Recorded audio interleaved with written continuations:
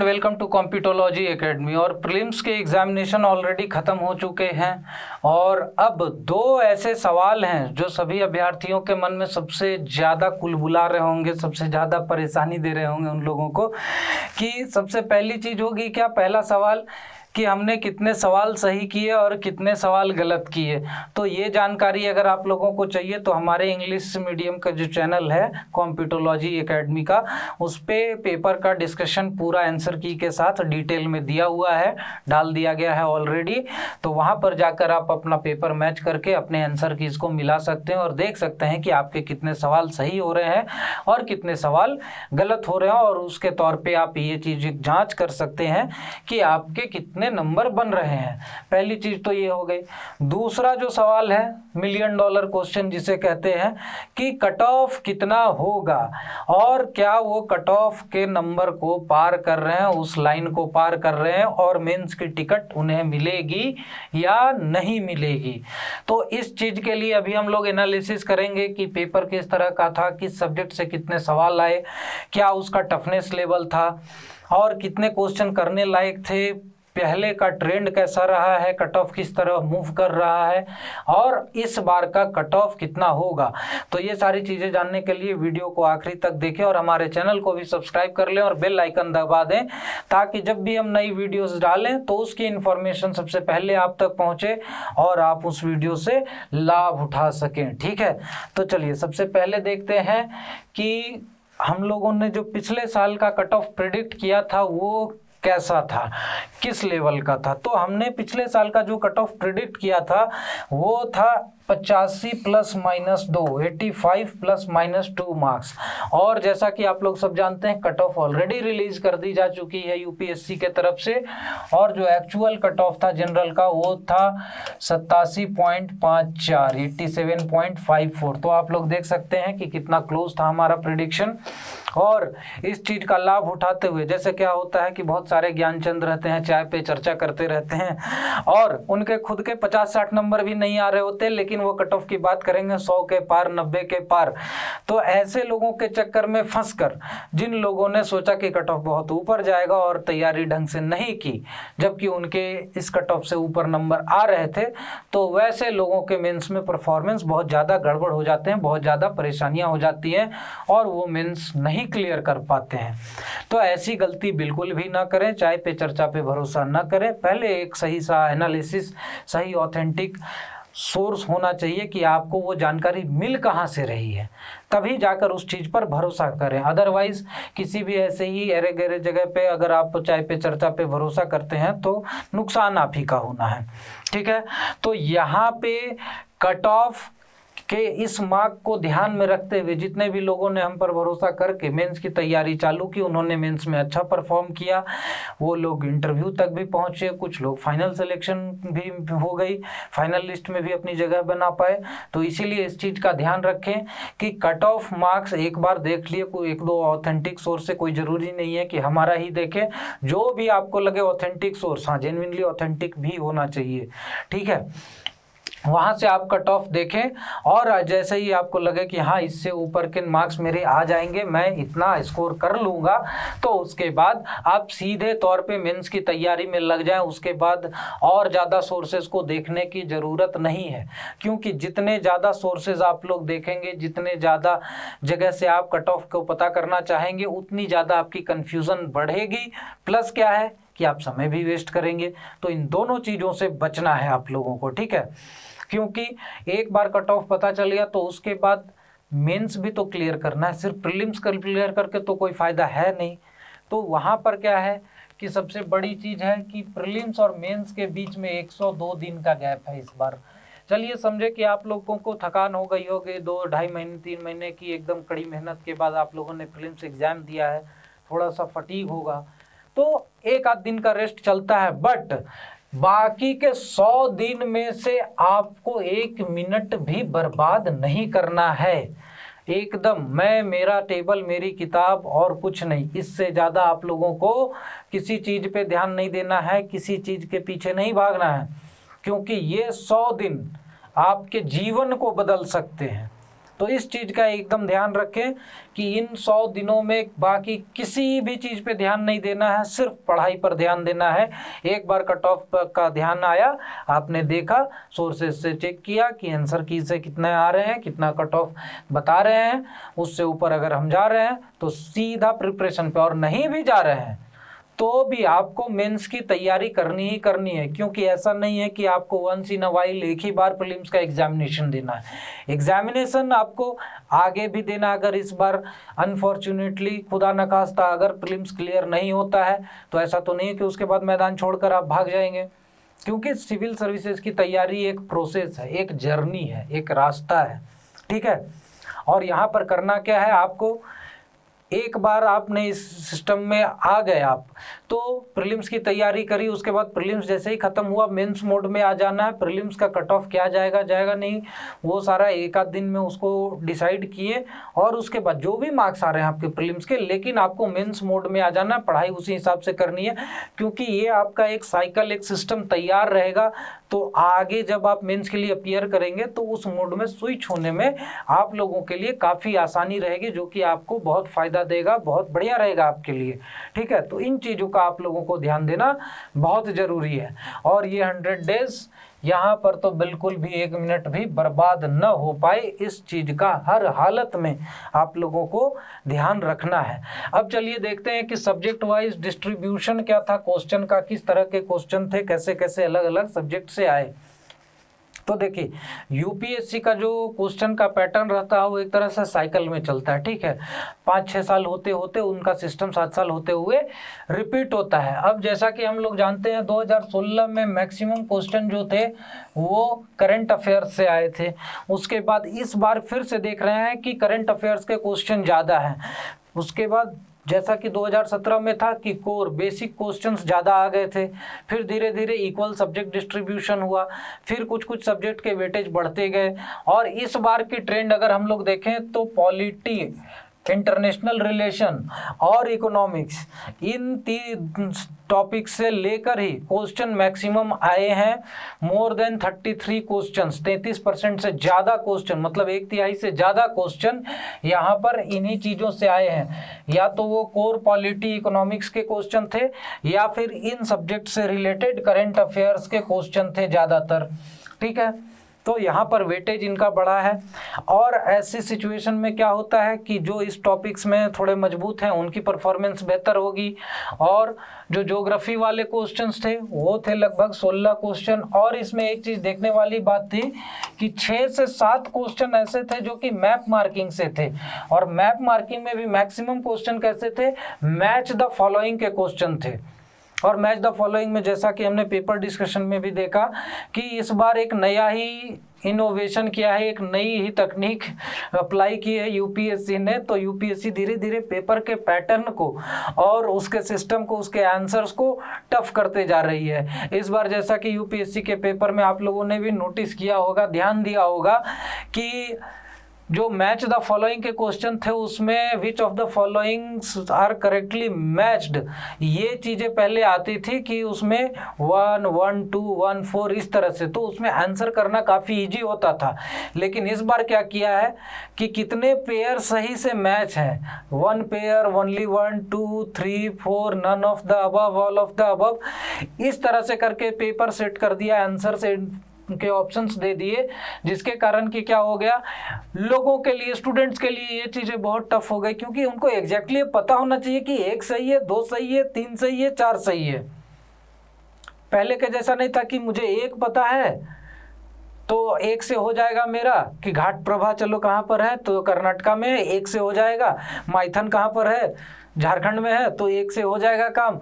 Option उस तरह के बाकी नीचे दिए हुए हैं ABCD में, लेकिन इस बार वो सिचुएशन थी ही नहीं। इस बार एग्जैक्टली आपको पता होना चाहिए, तो उसके कारण पेपर बहुत टफ बन गया, ठीक है। अब यहाँ पर क्या हुआ कि अगली टॉपिक जो थी हिस्ट्री की थी। हिस्ट्री में भी कोर हिस्ट्री टाइप के क्वेश्चन थे, कुछ क्वेश्चन थे बहुत इजी थे, NCERT से रिलेटेड क्वेश्चन थे। और ज्योग्राफी में बहुत सारे क्वेश्चन ऐसे थे कि जो कि NCERT से या बहुत इजी टॉपिक से थे। लेकिन हिस्ट्री के क्वेश्चन भी कुछ कुछ ऐसे थे जो कि बहुत ही डेंजरस और बहुत ही टफ क्वेश्चन थे, और उसमें से भी कुछ मैच द फॉलोइंग के क्वेश्चन थे। उसके बाद आर्ट एंड कल्चर। तो अगर आर्ट एंड कल्चर की बात करें तो कोर आर्ट एंड कल्चर के क्वेश्चन लगभग सिर्फ 3 ही थे, बाकी 2 क्वेश्चन ऐसे थे कि मोर और लेस रिलेटेड थे आर्ट एंड कल्चर से, कोर आर्ट एंड कल्चर के क्वेश्चन नहीं थे। तो उसको आप हिस्ट्री में भी रख सकते हो या फिर आप आर्ट एंड कल्चर में भी रख सकते हो, या तो आप उसे एंशिएंट या मिडिवल हिस्ट्री का पार्ट बना सकते हो या फिर आर्ट एंड कल्चर का। उसके बाद इन्वायरमेंट एंड इकोलॉजी के क्वेश्चन 21 थे, थोड़ा वेटेज कम हुआ है क्योंकि इन्वायरमेंट एंड इकोलॉजी के क्वेश्चन यहाँ पर ज़्यादा रहने के कारण भी हैं, क्योंकि जो इंडियन फॉरेस्ट सर्विसेज का प्रीलिम्स एग्जामिनेशन होता है वो कलेक्टिवली कंबाइंड रहता है सिविल सर्विसेज एग्जामिनेशन के प्रीलिम्स एग्जाम से ही। तो जो उसके कारण क्या होता है कि इन्वायरमेंट एंड इकोलॉजी एक बहुत ही मेजर टॉपिक है, मेजर सब्जेक्ट मैटर है फॉरेस्ट सर्विसेज का, उसके कारण वहाँ पर इन्वायरमेंट एंड इकोलॉजी के क्वेश्चन ज़्यादा रहने बनते भी हैं। और अगर सिविल सर्विसेज की भी बात की जाए तो ऐसा नहीं है कि सिविल सर्विसेज एग्जामिनेशन में इन्वायरमेंट एंड इकोलॉजी का महत्व कम है।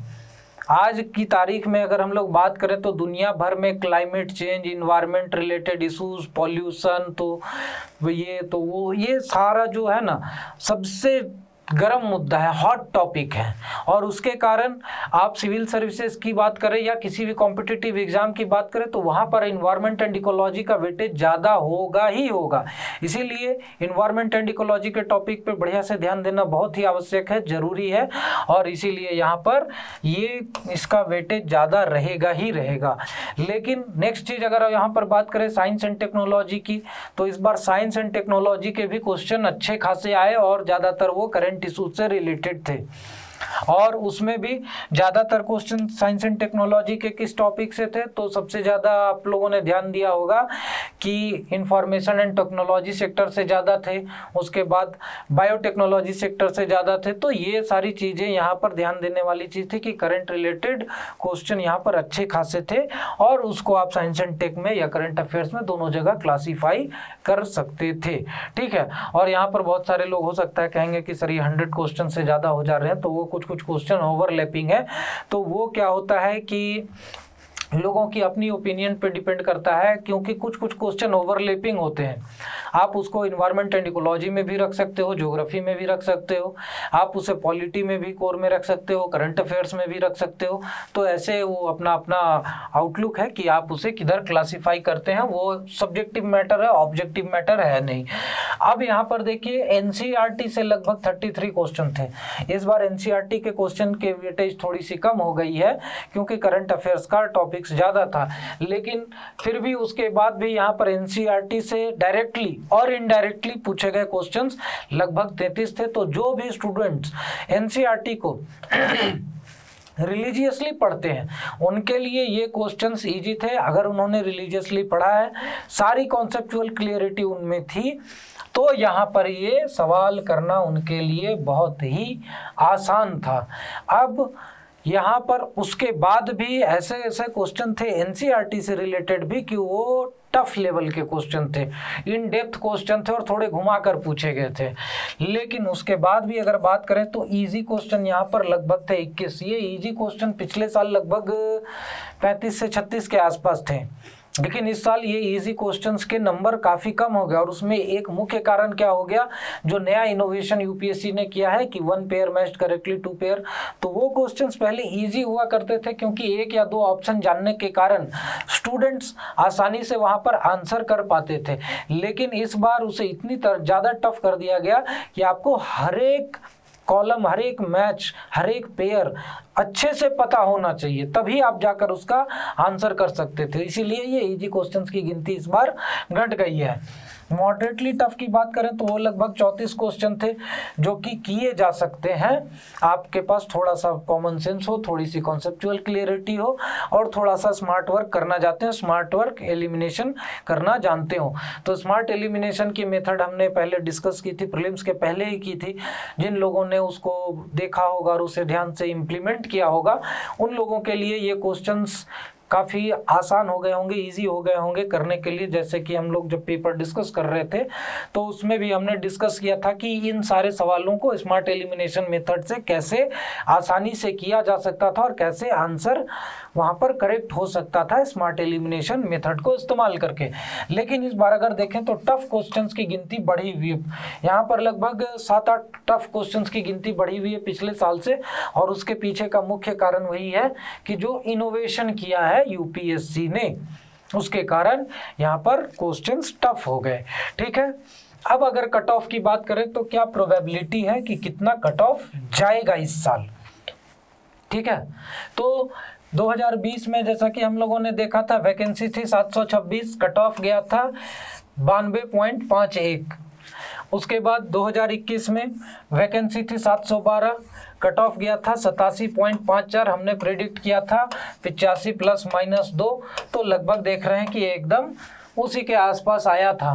तो यहाँ पर कट ऑफ जो हम लोग इस बार भी प्रेडिक्ट कर रहे हैं उससे ऊपर आपके मार्क्स जा रहे हैं, या उससे थोड़े कम भी है 1-2 नंबर। तो आप प्रिपरेशन में लगे रहिए, क्योंकि ये ऐसा नहीं है कि यूपीएससी ने मुझे बताया और मुझे एग्जैक्टली पता है कि कितना जाएगा। ठीक है, ये हमारा प्रेडिक्शन है, हमारी एनालिसिस है, तो 1-2 नंबर आगे पीछे होना लाजमी है। ठीक है, लेकिन इसके आसपास अगर 1-2 नंबर नीचे भी है तो आप तैयारी में लगे रहिए, ये बहुत ज़रूरी है। आपके पास समय नहीं है वेस्ट करने के लिए। और इस बार अगर बात करें तो वैकेंसी भी जो है 1011 है, और 2018 के बाद से ये हाईएस्ट नंबर ऑफ वैकेंसी है। 2018 से हमेशा 3 डिजिट में ही वैकेंसी आ रही थी। ठीक है, इस बार फिर से 2022 में वैकेंसी यूपीएससी की 1000 को क्रॉस की है, 4 डिजिट में वैकेंसी आई है, और लगभग पिछले साल की तुलना में देखें तो 30% के अराउंड का इंक्रीज है। 712 से सीधा 1011, अराउंड 30% वैकेंसी इंक्रीज हुई है। और इसमें ज़्यादा वैकेंसी आप लोग जो ड्रीम करते हैं, आपकी जो ड्रीम जॉब है उसी की है। 180 वैकेंसी यहाँ पर आईएएस की है, और 200 वैकेंसी आईपीएस की है, जो 2 मुख्य ड्रीम जॉब्स हैं जितने भी एस्पिरेंट्स हैं उनके। तो यहाँ पर देख रहे हैं कि ले देकर लगभग 400 वैकेंसी 40% के आसपास ड्रीम जॉब की है। तो अगर आपका कट ऑफ के ऊपर जा रहा है नंबर, या कट ऑफ के आसपास है, यानी कि 83 ±2, तो 83 ± 2 ये हमारा प्रेडिक्शन है। लेकिन मेरा पर्सनल ओपिनियन, पर्सनल सजेशन अगर आप लेंगे तो अगर आपके 80 मार्क्स से ऊपर नंबर आ रहे हैं तो आप प्रीलिम्स की तैयारी में हर हालत में, मेंस की तैयारी में हर हालत में लग जाइए। मेंस की तैयारी एकदम डाई हार्ड कीजिए, अपना 200% दीजिए। 100 डेज का टाइम है, 100 दिन की खेल है। 100 दिन में आप अपना जीवन बदल सकते हैं, अपनी पूरी फ्यूचर बदल सकते हैं, अपनी किस्मत बदल सकते हैं, और वो आप ही बदल सकते हैं। वो दूसरा कोई आपके लिए नहीं कर पाएगा इस चीज़ के लिए। तो अपने आप पे भरोसा रखिए, अपने प्रिपरेशन पे भरोसा रखिए, और इस कट ऑफ के आसपास अगर आपके नंबर आ रहे हैं तो एकदम डाई हार्ड लग जाइए, क्योंकि यहाँ पर अगर आपने 10 दिन भी वेस्ट कर दिए तो 10% का लॉस है। समझ रहे हैं? 100 दिन है आपके पास, तो अगर आपने ज्ञानचंद के चक्करों में पढ़कर और इधर उधर कट ऑफ और यही वो कि इसके आंसर की ऐसी, इसकी वैसी है। देखिए, आंसर की एग्जैक्टली कोई नहीं बता सकता है। हर जगह पे परसेंटेज एरर ±2% का रहता ही है, कि वहाँ पर 2 से 3-4 क्वेश्चन मिनिमम, चाहे कितना भी ऑथेंटिक बना लेंगे, वो आगे पीछे रहेगा ही रहेगा। इसीलिए मैं ये कह रहा हूँ कि हमारे आंसर की से अगर कट ऑफ के आसपास आ रहा है, उससे 2-3 नंबर कम भी आ रहा है, तो आप प्रिपरेशन में लगे रहें। चांसेस है कि वो हमारे और आपका भला हो। हम चाहेंगे कि आपका सही हो आंसर और हमारा गलत हो। आप कट ऑफ से ऊपर जाएं और बेहतर परफॉर्म करें मेंस में, और क्लियर करें मेंस इंटरव्यू में बैठे, फाइनल लिस्ट में अपनी जगह बनाए। ये हमारा आप लोगों को सजेशन है कि आप प्रिपरेशन करें सबसे पहले डाई हार्ड एकदम। ठीक है, और यही हमारी सोच है। ठीक है, और यहाँ पर last but not the least, जो भी students JPSC foundation course general studies की तैयारी करना चाहते हैं जेपीएससी में एग्जाम्स के लिए, सिविल सर्विसेज की, स्टेट पीसीएस की, तो ये प्री कम मेंस बैच हमारा लॉन्च हो रहा है 24 जून से। फाउंडेशन कोर्स का बैच है, ऑनलाइन प्लस ऑफलाइन दोनों मोड में अवेलेबल है। डिटेल्स के लिए आप हमारी वेबसाइट पर विजिट कर सकते हैं, लिंक नीचे डिस्क्रिप्शन में प्रोवाइडेड है। प्लस क्या है कि मेंस की एग्जाम की तैयारी अगर आप यूपीएससी की कर रहे हैं और किसी तरह की मेंटरिंग चाहिए, सजेशन चाहिए, गाइडेंस चाहिए, तो उसके लिए भी कॉन्टैक्ट डिटेल्स नीचे प्रोवाइडेड है, आप हमें कॉन्टैक्ट कर सकते हैं। हम यथासंभव आपकी सहायता करने के लिए यहाँ पर उपलब्ध हैं। और हमारे सोशल मीडिया चैनल्स पर भी हमें फॉलो करें, ये हमारा फेसबुक और इंस्टाग्राम का हैंडल है। वैसे जो मेंस की तैयारी कर रहे हैं ना, वो ना करें, कोई ज़रूरत नहीं है आप लोगों के लिए, आपको सोशल मीडिया पर आना ही नहीं है मेंस तक, तो आप न करें, ठीक है। जो लोग आगे की तैयारी के लिए सोच रहे हैं कि अगर 2023 में 24 में उधर करेंगे, तो वो हमसे जुड़े रहने के लिए और इन्फॉर्मेटिव वीडियोस की जानकारी और बाकी चीज़ों के लिए, मटेरियल और अपडेट्स के लिए वो हमसे सोशल मीडिया चैनल पर जुड़ सकते हैं। ये हमारा टेलीग्राम का चैनल है, हमारी वेबसाइट को विजिट कर सकते हैं, वहाँ पर भी डिफरेंट कोर्सेज चल रहे हैं, वहाँ से आप जो भी कोर्सेज आपको लगता है कि आपके लिए हेल्पफुल है वो आप परचेज कर सकते हैं। और हमारे चैनल को सब्सक्राइब कर लें और बेल आइकन भी दबा दें, ताकि जब भी हम नई वीडियोस डालें तो उसकी इन्फॉर्मेशन आप तक पहुंचती रहे। Thank you very much and have a nice day.